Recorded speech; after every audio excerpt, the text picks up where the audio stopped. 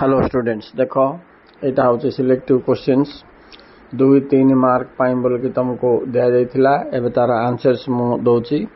अच्छा पिला माने मोर पूर्व वीडियो रे मु तुमको प्राय 11 नंबर जाए आंसर सब कहीदे तो आई 12 नंबर रू आरंभ करके शेष पर्यंत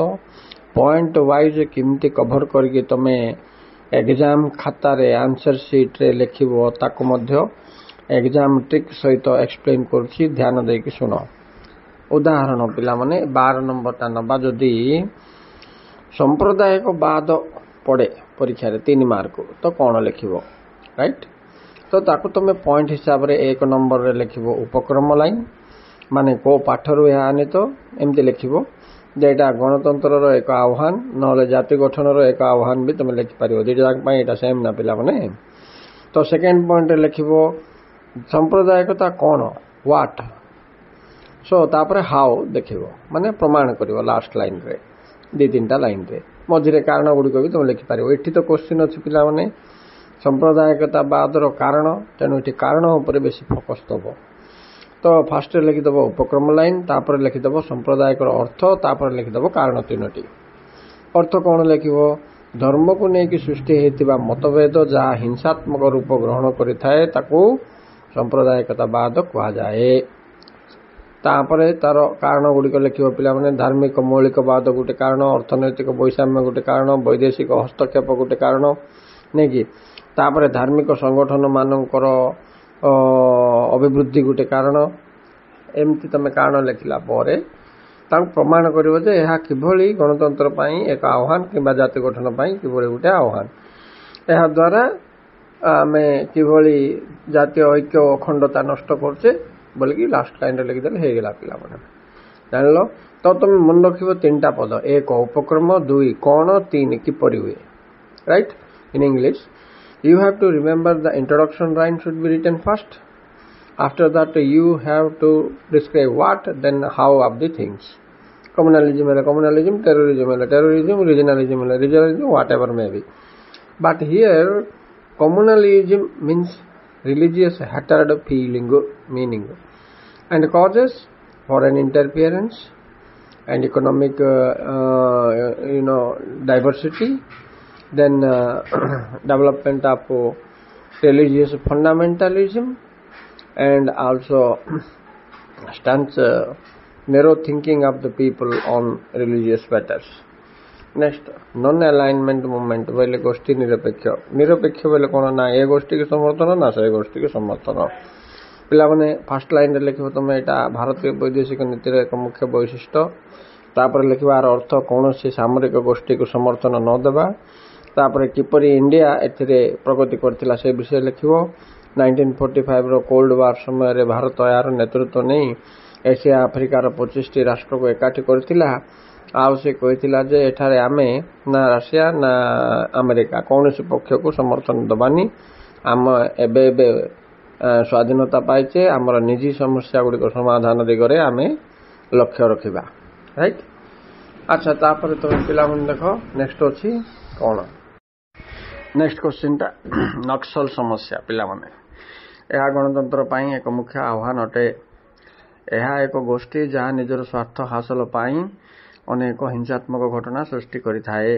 समाज रे विशृंखला यार गोटे समस्या सरकारी कर्मचारी मानक अपहरण यार गोटे समस्या सरकारी नीति बा योजना गुडी को कार्यकारी न करेबा यार अन्य एक समस्या बोल लिखिदबो अच्छा तापर कौन अछि पिला माने देखो नारीवादर आभिमुख्य कौन नारी पुरुष सहित समकक्ष होवार दाबी पैतृकेन्द्रिक परिवार उच्छेद हाँ पुरुष सहित समान अधिकार सुजोग समाज रे नारी को दिया जाओ या होजे तांकर आभिमुख्य एथि से माने लड़ुथले पिला माने तापर नेक्स्ट तुम रहिला ग्राम सभा जलवायु परिवर्तन एगुड़ा तुम माइंड सेटअप कर पिला माने किभली पॉइंट वाइज लिखिबो 3टा पॉइंट मु तेनु तुम कहली नेक्स्ट अछि नक्सलवाद ओ यार समस्या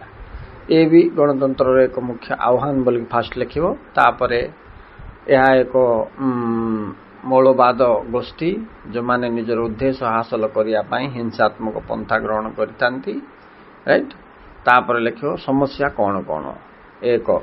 ସରକାରୀ କର୍ମଚାରୀ ମାନଙ୍କୁ ଅପହରଣ। 2 ସମାଜରେ ହିଂସାତ୍ମକ ଘଟଣାର ସୃଷ୍ଟି। 3 ସରକାର କାର୍ଯ୍ୟକ୍ରମରେ ପ୍ରତିବନ୍ଧକ ସୃଷ୍ଟି କରନ୍ତି। ଓଭର। ତାପରେ ଯିବା ନେକ୍ସଟ କ୍ୱେଶ୍ଚିନ୍।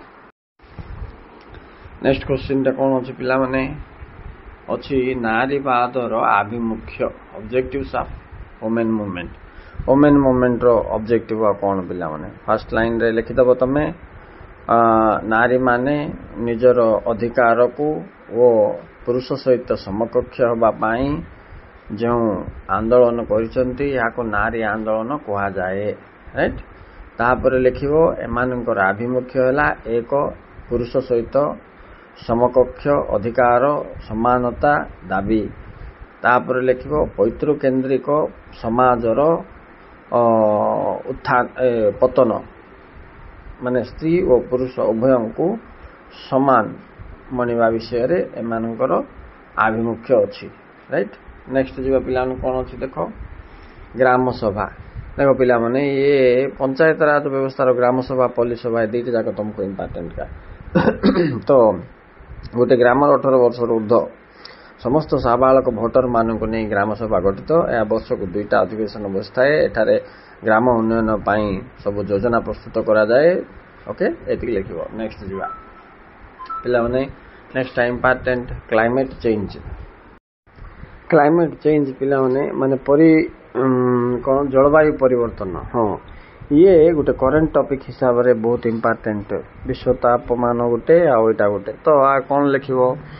ନା ବିଭିନ୍ନ କାରଣରୁ ପରିବେଶର ସନ୍ତୁଳନ ଓ ତାପମାତ୍ରାର ପରିବର୍ତ୍ତନ ଯୋଗୁଁ ଉଷ୍ଣତା ବୃଦ୍ଧି ଓ ବିଭିନ୍ନ ଋତୁରେ ଭିନ୍ନ ଭିନ୍ନ ଜଳବାୟୁ ବିପରୀତ ଜଳବାୟୁର ପ୍ରବାହକୁ ଜଳବାୟୁ ପରିବର୍ତ୍ତନ କୁହାଯାଏ ବୋଲିକି ଲେଖିବ ପିଲାମାନେ। ଆର କାରଣ ଯାକ ଦର୍ଶାଇବ ତମେ କ'ଣ। ଗୋଟେ ହେଉଛି ଗ୍ରୀନ୍ ହାଉସ୍ ଇଫେକ୍ଟ, ତାପରେ ସେକେଣ୍ଡଟା ହେଉଛି ତୁମର ଗ୍ଲୋବାଲ ୱାର୍ମିଂ ବୋଲି ବିଶ୍ୱ ତାପମାନ। ଆଚ୍ଛା, ତା ଛଡ଼ା ଜଙ୍ଗଲ କ୍ଷୟ, ଶିଳ୍ପାୟନ ଏସବୁ କାରଣରୁ ଜଳବାୟୁ ପରିବର୍ତ୍ତନ ହେଉଛି ବୋଲି ଦର୍ଶାଇବ। କାରଣ ପରେ ଗୋଟେ ନିରାକରଣ ଗୋଟେ ଦୁଇଟା ମଧ୍ୟ ତୁମେ ଲେଖିଲେ ଭଲ କା ପିଲାମାନେ। ଚାଲ ନେକ୍ସଟ ଯିବା। What is global inequality? ଦେଖ ପିଲାମାନେ ଜେଣ୍ଡର ଇନ୍ଇକ୍ୱାଲିଟି, ଗ୍ଲୋବାଲ ଇନ୍ଇକ୍ୱାଲିଟି ଏ ଦୁଇଟା ଜିନିଷ ତୁମକୁ ବହୁତ ଇମ୍ପୋର୍ଟାଣ୍ଟ ପଲିଟିକାଲ ସାଇନ୍ସରେ। ଆମେ ଏବେ ଚିନ୍ତା କରିବା ଗ୍ଲୋବାଲ ଇନ୍ଇକ୍ୱାଲିଟି ବିଷୟରେ। ମାନେ ଅନ୍ତର୍ଜାତୀୟ ସ୍ତରରେ ଦେଶକୁ ତ ଆମେ 3 ଭାଗରେ ବିଭକ୍ତ କରୁଛେ, ବିକାଶୋନ୍ମୁଖୀ ଦେଶ, ବିକଶିତ ଦେଶ, ଅନୁନ୍ନତ ଦେଶ। ହେଲେ ଏ ଭିତରେ ତାରତମ୍ୟ ଧନୀ ଗରିବର ଯେଉଁ ଆସୁଛି, ପୃଥିବୀର ଅଧିକାଂଶ ସମ୍ପତ୍ତିର ମାଲିକ ବିକଶିତ ରାଷ୍ଟ୍ରମାନେ ହେଇଯାଇଛନ୍ତି ଓ ବିକାଶୋନ୍ମୁଖୀ ଓ ଅନୁନ୍ନତ ରାଷ୍ଟ୍ରମାନେ ପଛୁଆ ପଡ଼ିଯାଇଛନ୍ତି। ଏହା ଫଳରେ କ'ଣ ହେଉଛି, ଯେଉଁ ବୈଷମ୍ୟ ଦେଖାଦେଇଛି ଧନୀ ଓ ଗରିବର ଅନ୍ତରଫଳ, ତାକୁ ଗ୍ଲୋବାଲ ଇନ୍ଇକ୍ୱାଲିଟି ବୋଲି କୁହାଯାଏ। ରାଇଟ୍। ନେକ୍ସଟ ଯିବା ପିଲାମାନେ। ଆର୍ମ ରେସ୍ ବୋଇଲେ ଅସ୍ତ୍ରଶସ୍ତ୍ର ପ୍ରତିଯୋଗିତା। Arm race means producing and testing and using of more arms. ଅଧିକ ସଂଖ୍ୟକ ବ୍ୟାପକ ପରିମାଣରେ ଅସ୍ତ୍ରଶସ୍ତ୍ର ଉତ୍ପାଦନ, ପ୍ରସ୍ତୁତ, ପ୍ରୟୋଗ, ପରୀକ୍ଷଣ ଇଏ ସବୁ ଯାକୁ ଆର୍ମ ରେସ୍ ବୋଲି କୁହାଯାଏ ପିଲାମାନେ। ଯୁଦ୍ଧ ଆଶଙ୍କାରେ ସବୁବେଳେ ଏଇ ଜିନିଷଟି ଛୁଟି ଚାଲିଛି। ଏହାକୁ ବନ୍ଦ କରିବା ଉଚିତ। ଏହାକୁ ବନ୍ଦ କରିବା ପାଇଁ ଉପାୟ ହେଉଛି ତୁମର କେତେ ନମ୍ବର ପିଲାମାନେ ଅଛି? ନେକ୍ସଟ ନମ୍ବରଟା 20 ନମ୍ବର ଡିସଆର୍ମାମେଣ୍ଟ, ନିରସ୍ତ୍ରୀକରଣ। ନିରସ୍ତ୍ରୀକରଣ ବୋଇଲେ କ'ଣ? ବ୍ୟାପକ ମାରଣାସ୍ତ୍ର ଗୁଡ଼ିକର ଉତ୍ପାଦନ, ପ୍ରୟୋଗ ଏବଂ ପରୀକ୍ଷଣକୁ ରୋକ ଲଗାଇବା, ମାନେ ବନ୍ଦ କରିବା ପାଇଁ ନିଆଯାଇଥିବା ଏକ ପଦକ୍ଷେପ। ଏହା ପାଇଁ ଅନେକ ପଦକ୍ଷେପ ନିଆଯାଏ, ଯେପରିକି ତୁମର CTBT, NPT, SALT 1, 2, 3, STARTA 1, 2, 3 ଭଳି ଅନେକ ଚୁକ୍ତି, ଅନେକ ଘୋଷଣାନାମା ଇତ୍ୟାଦି ପଦକ୍ଷେପ ନିଆଯାଇଛି। ଏସବୁର ମୂଳ ଉଦ୍ଦେଶ୍ୟ ହେଉଛି ନିରସ୍ତ୍ରୀକରଣ, ଡିସଆର୍ମାମେଣ୍ଟ। ତାର ନେକ୍ସଟ କ୍ୱେଶ୍ଚିନ୍ ଦେଖିବା ପିଲାମାନେ। What is CTBT? ନାଇଁ ତ ଶୁଣ ପିଲାମାନେ, CTBT comprehensive test ban treaty 1996 10 ଡିସେମ୍ବରରେ ହେଇଥିଲା। Right. It is approved by 144 countries. 144ଟି ରାଷ୍ଟ୍ର ଏଥିରେ ସ୍ୱାକ୍ଷର କରିଥିଲେ, ମାତ୍ର ଭାରତ ପାକିସ୍ତାନ କରିନଥିଲେ, ନର୍ଥ କୋରିଆ ବି କରିନଥିଲା। ଆର ଅବଜେକ୍ଟିଭ କ'ଣ ବୋଇଲେ to stop testing nuclear arm, ପରମାଣୁ ଅସ୍ତ୍ରଶସ୍ତ୍ରର ପ୍ରୟୋଗ, ପରୀକ୍ଷଣ, ଉତ୍ପାଦନ ସବୁ ବନ୍ଦ କରିବାର ଅଛି। ଆଉ ଏଥିପାଇଁ ଏହା ଏକ ट्रीटी बा चुक्ति स्वाक्षरित होता जो प्रथम पदक्षेप तुम बिल क्लिंटन पिला माने अमेरिकार से प्रथम स्वाक्षरित करथिला किंतु अन्य बहुत गुटे देश भारत पाकिस्तान नॉर्थ कोरिया माने कले ना कहीं या द्वारा गोटे लॉस अच्छे कौन बोले एमाने कौन कहले कि जे जो मान पाखे परमाणु अस्त्र अच्छी से ही परमाणु अस्त्र तैयारी करें परीक्षण करें व्यवहार करें अन्य माने करें बोला बेलू एमानकर सिक्यूरीटी बा सुरक्षा उपर आंच आसब ना पिला माने से दृष्टि भारत आपको बिल्कुल समर्थन करने पिला माने okay thank you very much ये तुम केते गुटे क्वेश्चन जोटा पॉलिटिकल साइंस रो पिला माने देखिबा आ कोन अछि कि अच्छे पिला माने 22 नंबर एटा बहुत इंपोर्टेंट पटा टाड़ा मिसा ये तीनटा हूँ कौन तुम कहे एंटी टेररिस्ट एक्ट बोल कहे पिला ये तीनटा एक्ट भारत रे तुमर आतंकवाद गतिविधि को नियंत्रण करने पाई मिसाटा 1971 रे एक्ट पास होता पिला माने आ 2002 रे तुमर पटा पास होता तापर टाड़ा पास है आतंकवाद निरोध आईन एटा ओके चलो नेक्स्ट जीवा कौन अच्छे देखा तास्कांडा राजीनामा केबे होता 1965 रे हमर पाकिस्तान सहित युद्ध होता तो 66 रे तास्कांडा राजीनामा होता पिला माने आर शर्त गुड़िक उभय मध्य बायलैटरल डिस्कशन माध्यम समस्या समाधान करवा तापरे 24 रे अच्छी सिमला राजीनामा ये केबे होता हमर 1971 रे वार होता पाकिस्तान सहित 72 रे सिमला राजीनामा होता आमर प्रधानमंत्री तांकर प्रधानमंत्री ये कौन करथिले काश्मीर को इंटरनेशनल इश्यू न करके परस्पर सैन्य बाहिनी को पछकू गुंचाइबा सहित शांतिपूर्ण समाधान ये इश्यू रू बाहर करवा बोलथिले नेक्स्ट आइला धरित्री सम्मेलन 1992 रियो डी जेनेरो ब्राजिल थारे होइथिला आर उद्देश्य थिला परिवेश सुरक्षा परिवेश रे जलवायु परिवर्तन नियंत्रण दिगरे एवं परिवेश प्रदूषण मुख्यतः वायु प्रदूषण नियंत्रण दिगरे सकारात्मक पदक्षेप नवा पाई बोली एवं आमर जो कौन से गोटे सम्मेलन होता पिला माने ओमरडॉक सम्मेलन ना कौन होता तार जो नीति गुड़िक प्रस्तुत कराई गाइडलाइंस को अनुसरण करवा एठी पुनरुत्थान पुनर्विचार करा जायथिला पिला माने okay these are the important question okay students thank you very much for watching please like subscribe and join MGM hello students of +2 arts all Odisha level students from all colleges टिके मन दे के सुनो पिला माने मु एबे जाई जतटा वीडियो भी रिलीज करूची history political science economics English Odia optional sociology education ये सब जाक वीडियो रे top 5 top 10 top 15 top 25 questions गुड़ाक मु छाड़बार अर्थ बारंबार तुमको सतर्क कर दौची पिला माने देखो डोंट मिस इट बोलवा पछरे कौन कारण लुचिकी थाई पारे अनुमान कर हेलो स्टूडेंट्स इटा देखो भारत पाकिस्तान संपर्कर हाइलाइट पॉइंट्स बा लेखिवार धारा कापरे कौन पॉइंट तमे कवर करिवो से विषय दर्शा जायछि आ सहित मु तुमको सिमला राजीनामा तास्कांडा राजीनामा नोट्स भी पठाई जोटा तुम बहुत इंपोर्टेंट मो पॉइंट वाइज लिखि देछि शर्त सहित आउ कहा कहा मध्य केबे हितला बड पॉइंट हिसाब रे तुमको भलो सुंदर मन रही जीव पिला माने अच्छा देखो एबे हाइलाइट्स कोन प्रथमे तुम काश्मीर समस्या विषय लिखिबो 1947 डेट अछि देखो तास्कांडा राजीनामा 1966 सिमला राजीनामा 1972 प्रथम परमाणु बम परीक्षण 1974 द्वितीय परमाणु बम परीक्षण 1998 लाहौर घोषणानामा 1999 कारगिल युद्ध 1999 लालकिला आक्रमण 2000 संसद व पार्लियामेंट पर आक्रमण 2001 नहीं कि होटेल ताज आक्रमण 2008 बॉम्बे बम विस्फोरण व आक्रमण 2003 काश्मीर ओरी आक्रमण 2017-18 पुलवामा आक्रमण 2019 मु लेटेस्ट न्यूज सहित तुमको यहाँ देती को व्याख्या न कले लास्ट को वर्तमान सिचुएशन रे केमती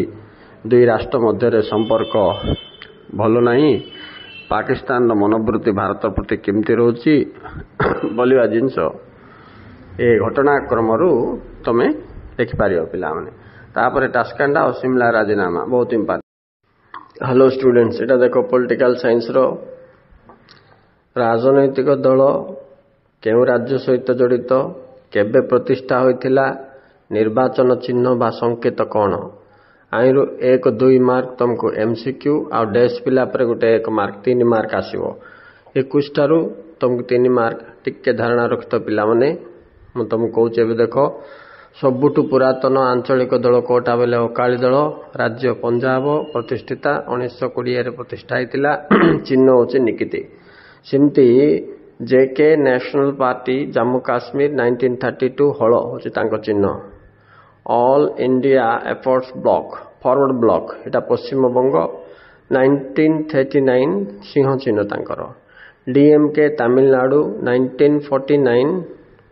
उदित सूर्य चिन्ह सिमती एआईडीएमके तमिलनाडु का 1972 जोड़ी पत्र तांको चिन्ह NCP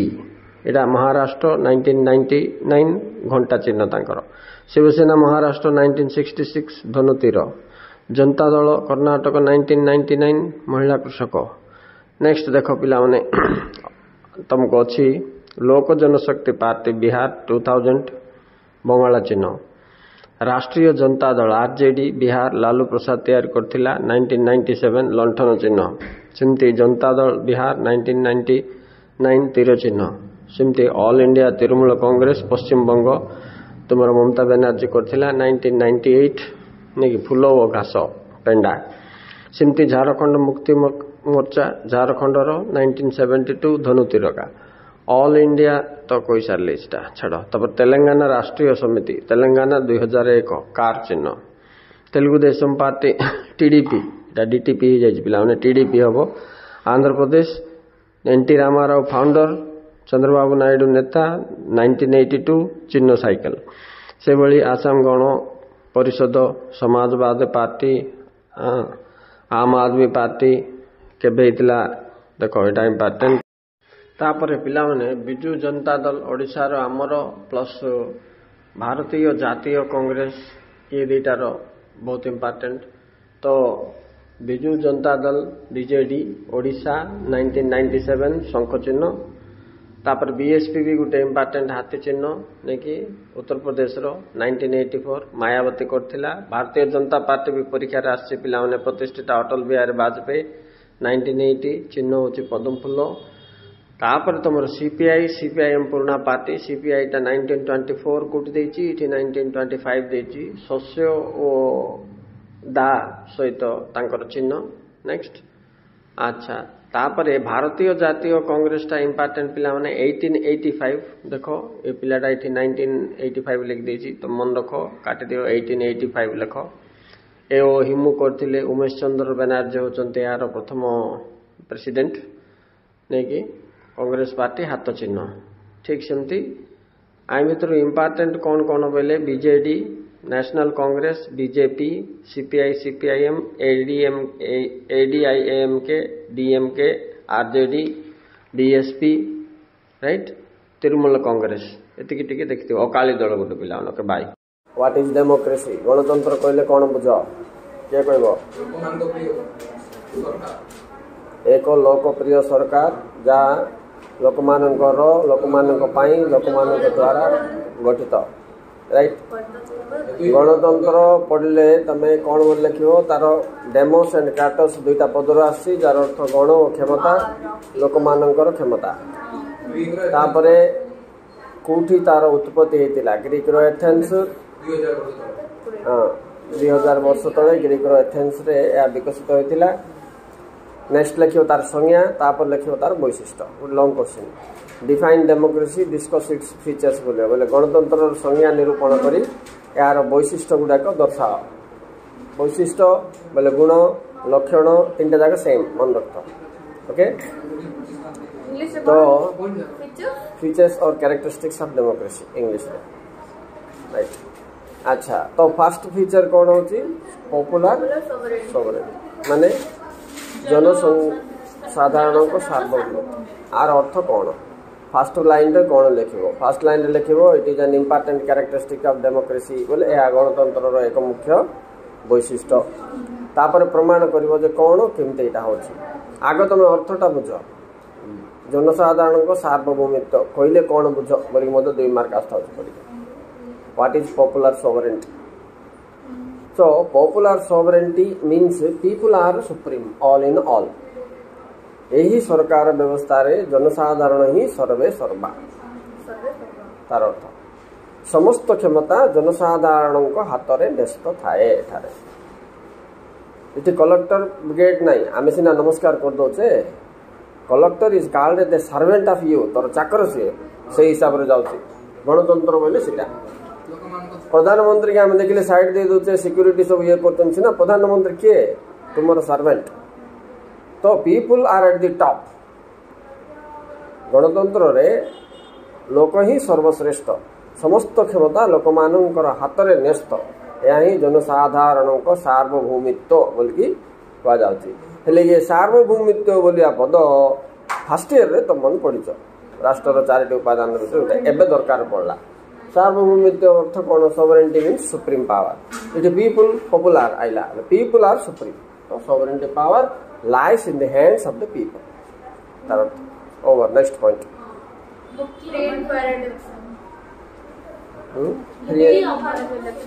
free and fair election मुक्त और अबाध निर्वाचन एठी जतबेले सरकार गठन होबो तो निर्वाचन माध्यम रे सरकार गठन होबे government here is formed on the basis of election जोठी इलेक्शन नाही पॉलिटिकल पार्टी नाही सिटी गणतंत्र नाही बोली जाना तेणु एटा होची सेकंड मुख्य वैशिष्ट्य राइट तो फर्स्ट लाइन लिखिबो it is an important characteristics of all democratic countries जे एठारे निर्वाचन माध्यम रे सरकार गठन करा जाए कंडीशन कोन एठाकार निर्वाचन मुक्त हवा फ्री फेयर बोले ये लांच मिछ हवा हेनी टंका पैसा कारबार हवा हेनी दादागिरी गुंडागिरी हवा हेनी अहिंसात्मक भाव में शांतिपूर्ण निर्वाचन माध्यम रे सरकार गठन करा दिबा विधेय जोठी अछि सेटा ही गणतंत्र बोली कहा जाउछ over next point open society मुक्त समाज बोले कोन गणतंत्र रे किछि सीक्रेट रहबा को हेनी दैट मीन्स इट सीक्रेट किछि नहीं एबे तक भारत रे गणतंत्र अछि बोली प्रमाण कोन बोले इति ओपन सोसाइटी अछि सरकार टंकाटे खर्च कले मध्य प्रधानमंत्री टीवी ऊपर आसी कहबा आज टंकाटे मो इलेक्ट्रिकल रिपेयर पई खर्च कली कि कोन कली बोली कारण तुम पैसा रे शासन चलछि तेनु एठारे जहा भी हबो बजेट हो कि तो नवा पॉलिसी हो कि नवा स्कीम हो फास्ट टीवी ऊपर कहबो लोक मन कांडर पड़िबो लोक मन को जणे कि सब करा जाय थाए राइट तो here everything is open nothing is secret so it's a good government ये कह जे ये किसी लुचालुची ना नागरिक और सरकार रो संबंध ये अति पवित्र सरकार नागरिक मानू सब जनइब राइट तापर जाकि आईन तैयारी हम इम्प्लीमेंट हम कि जोटा हम so this is democracy next सहनशीलता माने टॉलरेंस सहनशीलता माने एठारे सहनशीलता हूँ एक मुख्य वैशिष्ट्य सहनशीलता क्या भितर नागरिक और सरकार भितर विरोधी दल और शासक दल विषय देख राहुल गांधी केते गाली करदब नरेंद्र मोदी केते गाली कर दउथो राहुल गांधी दुजन मिसी संध्या चा पीथुवे गुड दुकान परस्पर को सहीबे सरकार सहीब नागरिक सहीब राजनैतिक दल सहीब ये सहनशीलतार एडजस्टमेंट बैलेंस करी शासन प्रतिष्ठा ये शासन परिचालित होता गोटे disciplined system of government democracy की आम गोटे डिसिप्लिन्ड सिस्टम ऑफ गवर्नमेंट बोली कहला श्रृंखलित तो सरकार व्यवस्था over next point rule by majority बोले संख्या गरिष्ठ दलर शासन केवल गणतंत्र राष्ट्र यहाँ हूँ गोटे मुख्य वैशिष्ट्य कहीं एठारे एक तो इलेक्शन हम इलेक्शन माध्यम सरकार गठन हम से कही ना कि किंतु से इलेक्शन रे किए सरकार कर सार बोली मत पचारे मुझे निर्वाचन रे जीति दल ताको संख्या गरिष्ठ दल बोली कह तो the party which wins in the election is called the majority party, and it is the majority party that rules the nation in democracy. This is the system here. एठारे ए सिस्टम अच्छी जे जो राजनैतिक दल निर्वाचन में सर्वाधिक भोट आनिक जितब बोले सी है संख्यागरिष्ठ दल सी शासन कर तेणुक पॉइंट एमती है संख्यागरिष्ठ दलर शासन ओवर। हाँ एटा आम मेरिट कही पार देख इंटरेस्टिंग कौन बोले गणतंत्र सुगुण दुर्गुण मुझे पढ़ा तुमको दरकार ना कहीं वैशिष्ट्य जोटा कहूँ तार सुगुण लुचिकी अच्छी एवं जो पॉइंट तुम कहल कौन कहल से सांविधानिक विश्वास बोले एठाकार शासन मनुच्छा हुए ना जमती फ्रांस रे होता लुईस चतुर्दशी पंचदश समय जमती रशिया रे होता जार निकोलस द्वितीय समय कौन संविधान थी कि इच्छा जोटा से आईन होता देशर गणतंत्र सेमती हो पारनी इति कौन सांविधानिक रीति नीति नियमावली धारा अनुच्छेद इत्यादि अनुसार शासन परिचालित होता है। नरेंद्र मोदी मोर इच्छा गोटे नुआ आईन तैयारी करके इम्प्लीमेंट करी बोले हेनी संविधान से क्लोज अच्छी ना नहीं से अधिकार अच्छी ना नहीं देखा तापर जाइए मोहर पड़ो ना हेनी तेणु ये संविधान ऊर्ध्वर कहीं ना सांविधानिक नियमावली अनुसार आईन कानून अनुसार एठाकार शासन परिचालित होता है। This is a government by the rules of rule बोलिक आम ये कहचे जे as per the constitutional rule here administration is carried on not by the interest of any body only by the interest of constitution सांविधानिक रीति शासन and it उत्तम point तेणु इट्स मेरिट ऑफ डेमोक्रेसी आम लिखिपर गणतंत्र एक सुगुण बोलिक आम लिखिपर। नेक्स्ट पॉइंट आ गोटे सुंदर विषय गणतंत्र वैशिष्ट्य आउ सुगुण हम यहाँ केमती ना यह व्यक्तिर स्वातंत्रता फ्रीडम लिबर्टी अधिकार उभय को सुरक्षा दे थाए। जदि कौन क्षेत्र में व्यक्ति निजर अधिकार वंचित हुए स्वाधीनता वंचित हुए से राष्ट्र आसिक न्याय दब तेणुक तो जुडिशियरी न्यायपालिका बोली गोटे संस्था कराई सरकार गोटे अंग over. Next based on public opinion बोले जनमत उपर आधारित सरकार एवं आम भोट दवाटा भी जनमत बोलिकी गणा हम लोक मैंने जो मतामत देवे सरकार को जे ए लाइन आ द्वारा आमको क्षति होती कनसीडर करंतु ए आईन टी बदलांतु बोले आम संशोधन हो ना आईन संशोधन हो तो एमेंडमेंट प्रोसीजर अच्छी बोले प्रमाण या जे सरकार जनमत उपर आधारित लोक मैंने भोट देला पर सरकार गठन होची से भोटर मेजॉरिटी अनुसार बोले ये प्रमाण जे गणतंत्र जनमत को बहुत प्राधान्य दिया जाता। Public opinion is given high priority or respect in all democratic government. एते सब सुगुण थिबारु गणतंत्र एक लोकप्रिय सरकार व्यवस्था बोलिकी सारा पृथ्वी रे थिबा 219टा देश भितरु प्राय 200टा देश रे गणतंत्र अछि। कारण कौन ये सब सुगुण नाई चाइना रे नाई नॉर्थ कोरिया रे नाई सेमान एक छत्रवाद रशिया रे नाई तो जोटी संवैधानिक नियम अनुसार शासन होतबो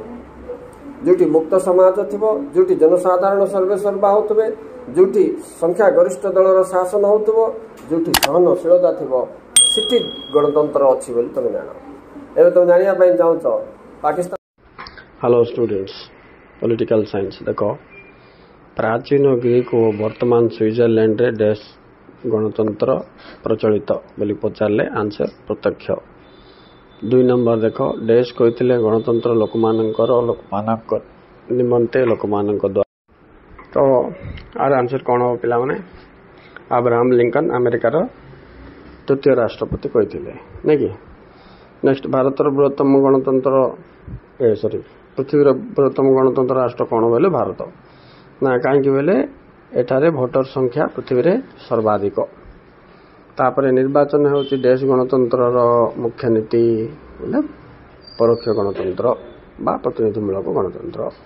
देश मतरे गणतंत्र एक एभली सरकार जो प्रत्येक लोकर एक अंश थाए बोले प्रोफेसर सेली कहते से मन रख। 6 नंबर देश गणतंत्र समस्त नागरिक प्रत्यक्ष भाव अंशग्रहण करती तो प्रत्यक्ष गणतंत्र एमतीका पिला नेक्स्ट देख 7 नंबर परोक्ष गणतंत्र जनसाधारण प्रतिनिधि मान द्वारा क्षमता लाभ और शासन परिचालना को बुझाउथिबारु याकु देश गणतंत्र कहा जाए प्रतिनिधिमूलक गणतंत्र कहा जाए। तो पिला माने परीक्षा रे एटा क्वेश्चन आसिकी आरपट मध्य से प्रतिनिधि गणतंत्र कहले कौन बुझ बोली से क्वेश्चन आइले तार आंसर इट मिल जाउछ हमको हम टिक्का आईक्यू खटाइबा अछि राइट तेणु क्वेश्चन ऊपर नजर रखथिबो सब बळे। नेक्स्ट देखो प्रत्यक्ष गणतंत्र माध्यम गुड़िक बा उपादान गुड़िक कौन कौन बा साधन गुड़िक कौन कौन 3टा जाक पदर आंसर गुटेका गणमतामत ग्रहण गणोद्योग प्रत्याहार। नेक्स्ट जीवा गणतंत्र आगे devices of direct democracy English रे referendum plebiscite and recall referendum initiative recall plebiscite one more is landscape India बोल के थाउची मुक्त आकाश सभा जोटा तुमर अछि ओके। तापर देखो पिला माने तुमर 10 नंबर गणतंत्र शब्दटी दुईटी ग्रीक शब्द डेस और डेस बोले डेमोस एंड क्राटोस रानित यार अर्थ डेस और डेस बोले लोक माने ओ क्षमता ओवर। नेक्स्ट जीवा 11 नंबर भारत रे देश गणतंत्र प्रचलित तो परोक्ष गणतंत्र ऑप्शन रे जदि अप्रतिनिधिमूलक दैथिबो बेले प्रतिनिधिमूलक गणतंत्र भी लिखि पारिबो ओके। नेक्स्ट 12 नंबर टा टिके मन देख सुनो मु कोन कहूची गणतंत्र सफलता पाई केउ सत्त अधिक बलिष्ठ अटे देखो ऑप्शन कौन देछि जागृत जनमत अर्थनैतिक समानता क्षमतार विकेंद्रीकरण उपरोक्त समस्त। तो ये उपरोक्त समस्त आर आंसर हम किंतु मु तुमको कौन ट्रिक दौची बेले पिला माने ए क्वेश्चन एमती थाए कि